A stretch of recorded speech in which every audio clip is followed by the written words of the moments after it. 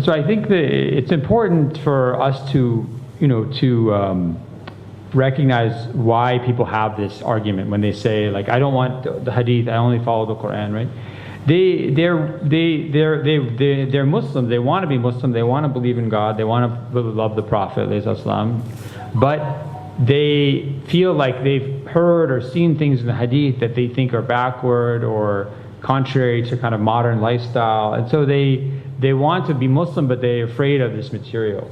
So one of the ways I think that's best to, what I hope this kind of approach can teach them is that, when they come across a hadith that's surprising to them, that they shouldn't immediately just dismiss it or reject it or get angry, but actually there's a process that Muslim scholars have always had in dealing with hadith, and this is the way an intelligent person, right? So even if, for example, someone comes and says, Besnik just said, he's angry at you.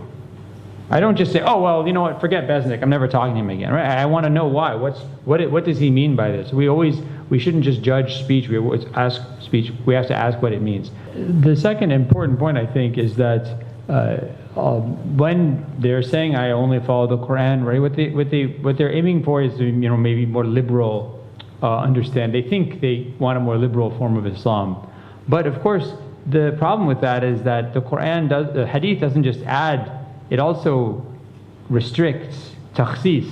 So if you say, I say to a Quran only person, okay, but now, if I come and I steal this pen from this desk, what's going to happen to me? Right? So now I'm going to have my hand chopped off. Now we know from the Sunnah of the Prophet that this is not what happens, right? It has to be in hirz. It has to be above a certain value, right? It has to be that even the judge should do yulaqtinni, say, did you think this is yours?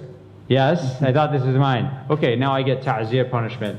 So the second point or third point, which is I think very interesting. I'm not sure how convincing it is, but it's really very interesting from an academic perspective, is that we are always prisoner to something outside the text. You can never just have a text, even a revealed text. You're always prisoner to, for example, language.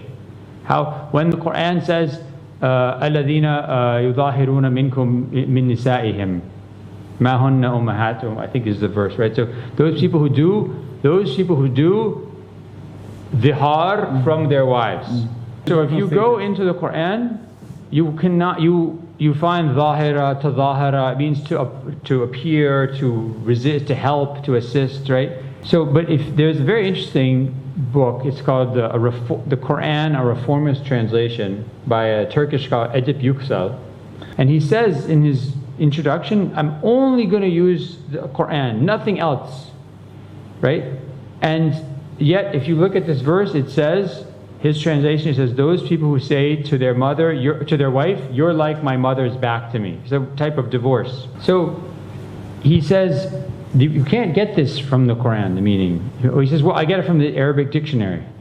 Where does the Arabic dictionary get this information from? You think that there was an Arabic dictionary, a store in the bookstore in Medina, and you go and get this book? This meaning comes from the early Muslims and the Ahl al-Lugha wal Qawamis, who went out and heard these things from tafsir scholars and muhaddithin and early Muslims, right? This is the same sources that we get hadith from.